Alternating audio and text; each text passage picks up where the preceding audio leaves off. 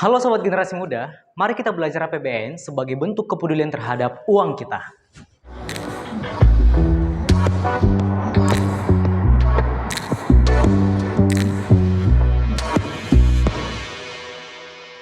Pernah nggak kalian bertanya mengenai bagaimana pemerintah membangun suatu negara?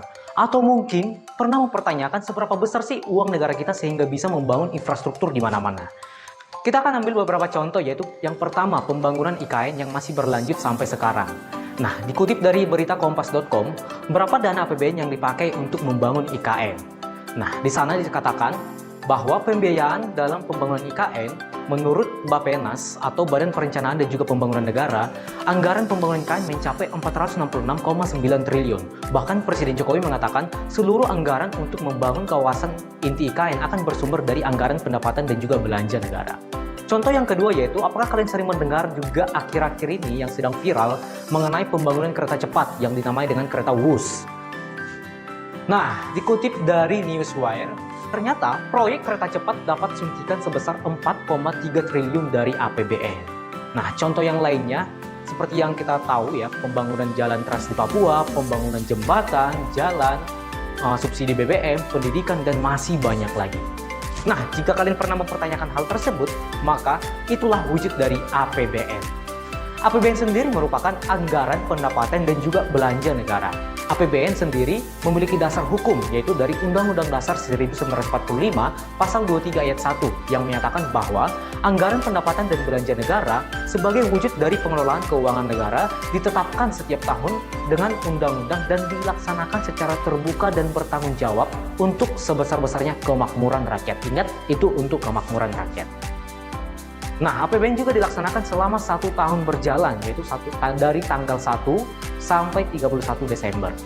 Pada dasarnya terdapat 6 fungsi APBN. Yang pertama, fungsi alokasi.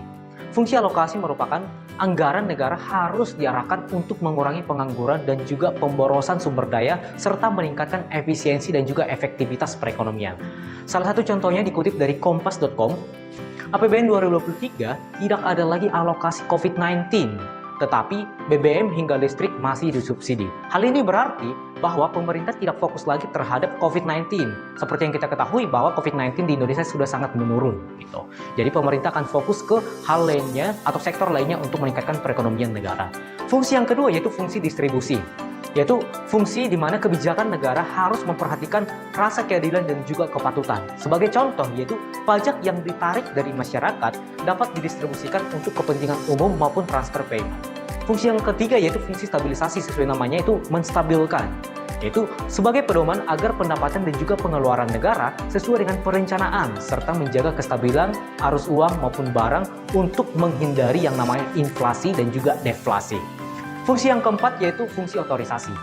Nah, fungsi ini dibuat sebagai dasar pelaksanaan pendapatan dan belanja negara pada tahun yang sedang berjalan. Adanya fungsi ini membuat pembelanjaan dan juga pendapatan negara nantinya bisa dipertanggungjawabkan kepada rakyat. Nah, kita masuk ke fungsi yang kelima yaitu fungsi perencanaan. Yaitu fungsi yang menjadi acuan bagi negara untuk bisa merencanakan berbagai kegiatannya dalam 1 tahun. Artinya apa? Jika anggaran belanja sudah tersusun dengan rapi, maka negara bisa dengan mudah membuat rencana kegiatan guna mendukung pembelanjaan tersebut. Kita masuk ke fungsi yang terakhir, yaitu fungsi pengawasan. Nah, fungsi pengawasan merupakan anggaran negara harus menjadi pedoman dalam menilai apakah kegiatan penyelenggaraan pemerintah negara sesuai dengan ketentuan yang telah ditetapkan. Melalui fungsi ini juga, masyarakat akan lebih mudah menilai ketepatan pemerintah dalam menggunakan uang negara.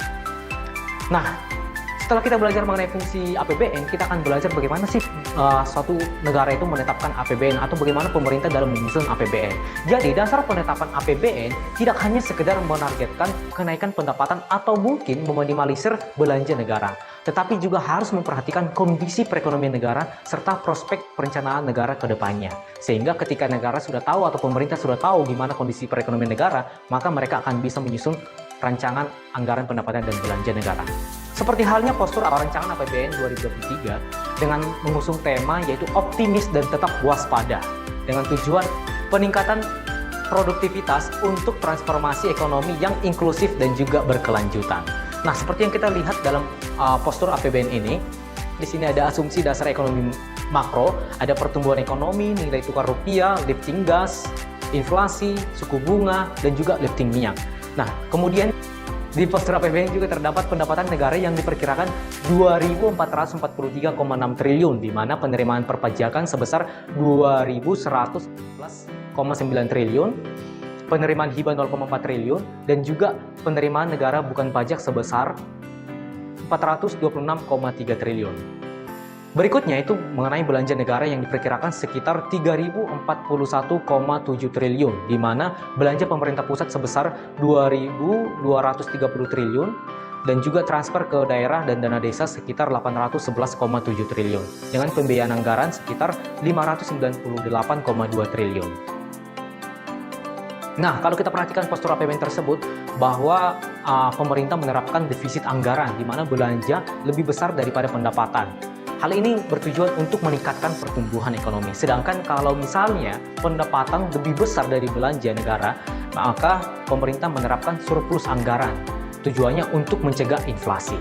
Nah, jadi jika kalian ingin memahami lebih lagi mengenai APBN dan cara merancang APBN, ataupun belajar lebih detail gimana sih dalam menyusun APBN itu, silakan bisa kunjungi website berikut di simulasiapbn.kemenkeu.go.id.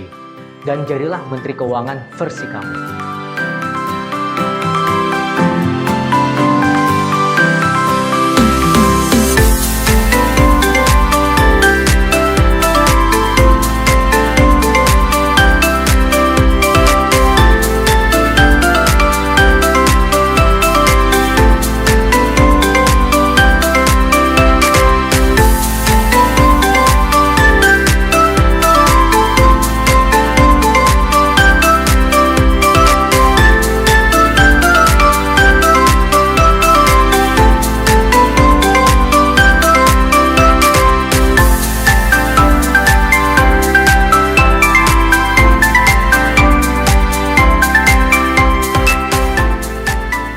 Oke, jadi sekian pembelajaran kita mengenai pengertian, contoh, fungsi, simulasi APBN, dan juga kita belajar postur APBN tahun 2023.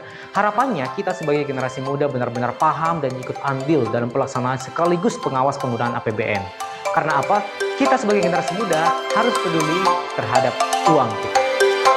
Sekian dan terima kasih.